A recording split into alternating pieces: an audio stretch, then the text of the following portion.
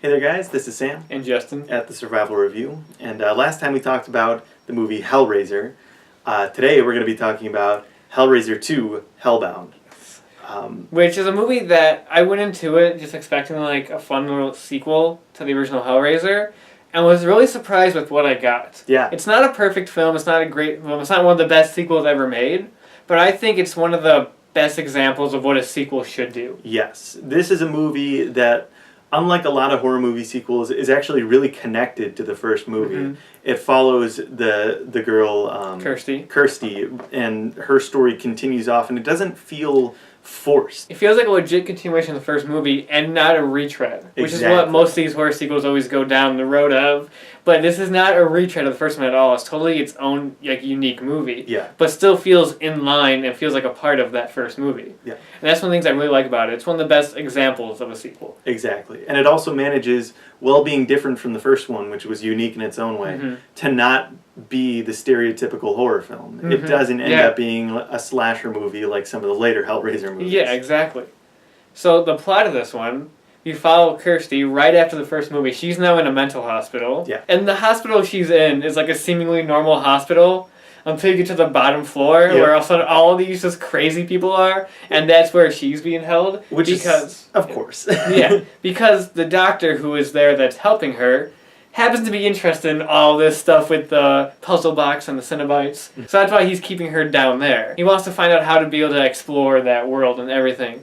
And in the meantime, the police are investigating the house from the first movie with all the stuff that happened in there, and they find the mattress. That was Frank's mattress that has all this blood all over it. Mm-hmm.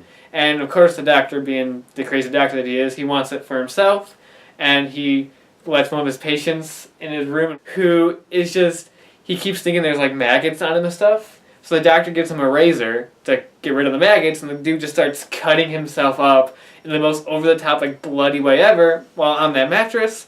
And that brings Julia back to life. Mm-hmm. Just like Frank in the first movie, the blood sacrifice brings her back. Yes. That's just the beginning. Yeah, that's just the start of the movie. Yeah. So there's this dream sequence as well that also involves Julia. In a very similar state to Frank in the first movie, just flesh and like sort of needs to be regenerated.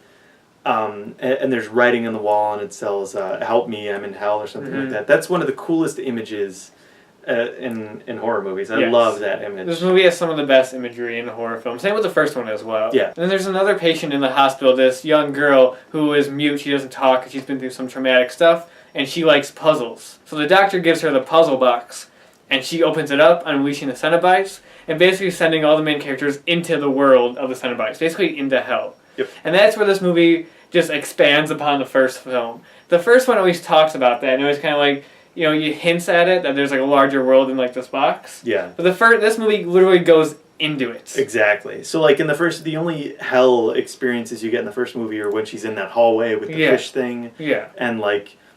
That's really it, that you're in there. This movie... You're in there for the whole last half of the movie, really. And you see some very, very weird, interesting stuff. Yeah, the movie, to be honest, doesn't make a whole lot of sense. There's a lot... You can tell the movie is kind of written fast, because it came out the year after the first one.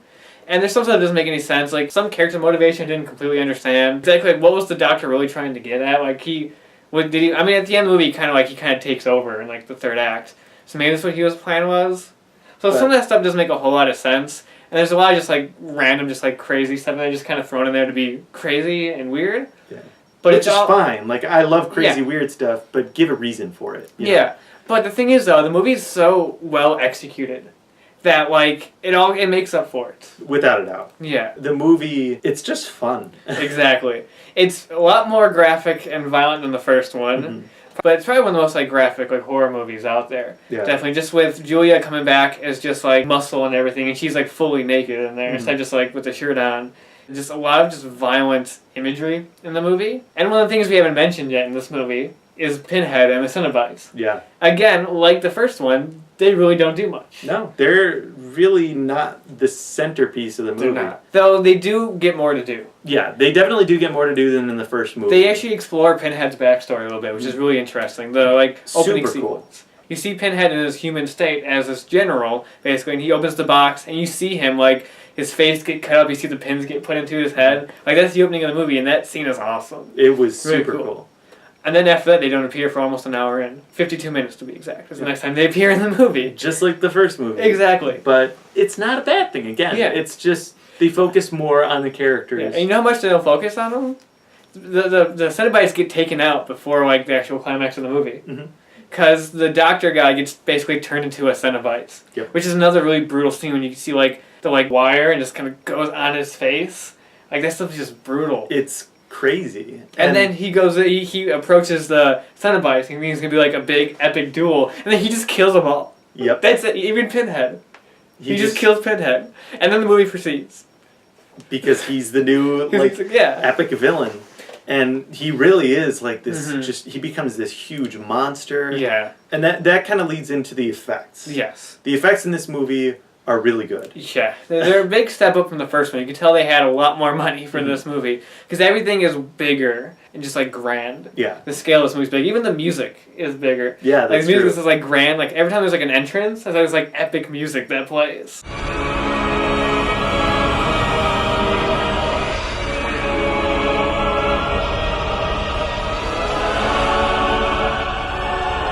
Yeah, it's definitely a lot less contained than the first movie. There's just so much more going on. Definitely, it expands the world on a bigger level, and that's one of the things like I really was not expecting going in this movie to have it be so connected to the first. Yeah. But have it still be unique in its own right without being a cheap knockoff. Yeah, without a doubt.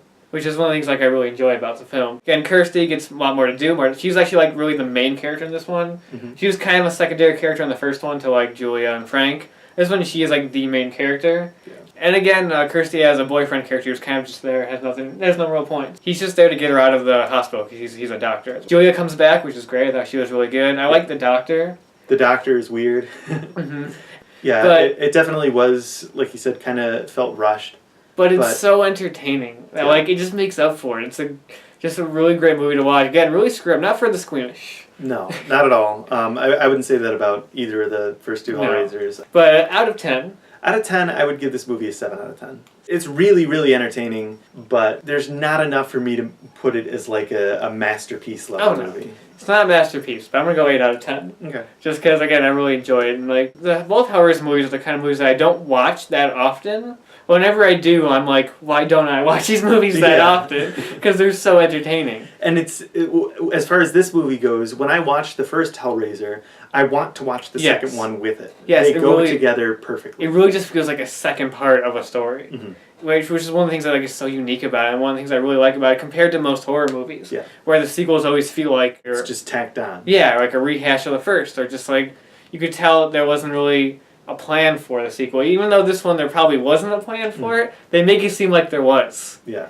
Which is one of the things that surprised the hell out of me when I first watched it. Now, did Clive Barker... I know he didn't direct this one. Clive Barker wrote the story for this one and was like involved in the production. But he didn't direct it or actually like write the screenplay. But like whoever... I don't know the name of the director... You did a fantastic job. Yeah. It feels like the first one. It does. Like it has that style. So it has that like that gritty kind of like... Even though it's bigger, kind of low budget feel to it, where it's not as... It doesn't feel like a... This one has moments of it, but it doesn't feel like a polished Hollywood production. Yeah. Which is what I like about these two movies, that it makes them feel more grittier and more like grotesque. Definitely. Because it doesn't have that Hollywood polish to it. So that's Hellraiser 2. Yeah. Awesome movie. Very, very entertaining movie. Yes. And we will not be back next time with Hellraiser 3. Nope. Because we're drawing the line with Hellraiser 2. Yeah. Because I actually watched Hellraiser 3. I have not. I did not like it at all. It's a very commercial kind of movie. From what I saw, I mean, I'll be honest, it's been a long time. Maybe it's better if I actually watch it now knowing what to expect going in. But it's its own kind of production. It's not really connected to the first two. Pinhead is like a main like villain in that movie. He's kind of almost like a slasher villain at times. And I think I just didn't like it because I like how the first two are so connected that this one just felt like a tacked on sequel. Okay. That like I didn't like it at all when I first watched it. Maybe if I went in with lower expectations, I'd like it better, but I'm not going to watch it again because I was not a fan of it. So after that, I never watched any more Hellraiser sequels. And to be honest, I haven't heard that great of things about most of the sequels. Because then the fourth one came after that, and that was the one that has like a lot of like... That one takes place in space, and there's like a lot of like backstory to stuff, and that actually was released in theaters. Oh, wow. But then after that is where every other sequel went straight to video. Up until the 9th movie, which was straight to video, came out a few years ago and didn't even have Doug Bradley playing Pinhead. Yeah. It was the just script was written in something like a month. Yeah, it was just made so the studio can retain the rights. Yeah. And apparently it feels like a fan film. Like it has a very low quality feel to it. So yeah, never checked that out. Although there is a new Hellraiser movie planning to come out. I think it's like next year or something. And it's Doug Bradley? No, it's another different actor playing it. But at least it's I don't know. I'm not going to watch it, but at least it won't be as bad as that last one, which feels like a student production, apparently. Yeah. So that's why we're not covering the rest of the Hellraiser movies. Because we don't care. Just don't care. To us, it's really just Hellraiser 1 and 2. Those are the ones that matter. And seriously, aside from the kind of cheesy horror movie ending that like sets it up kind of for a sequel, this movie could have been the final film. Yeah, without a doubt. Like, it has a lot of finality to it. Like, a lot of things get closed up in this movie. And it works as, like, if you kind of just ignore that ending, it works as kind of like a little 2-movie series. Mm-hmm. That's all you need to see. Yeah. Seriously, even with that ending, you're not really dying to see another one. No. Just because everything with the characters that you care about is finished up. Mm-hmm. You don't really need to see anything more. Mm-hmm. So, yeah, that's Hellraiser 2. That's Hellraiser 2. Awesome movie. Great movie. And, next time, we're going to be talking about a completely different film. Yes. One that we both enjoy quite a bit. Uh-huh. The Devil's Rejects. Oh, yeah. And so until then, we'll see you guys next time.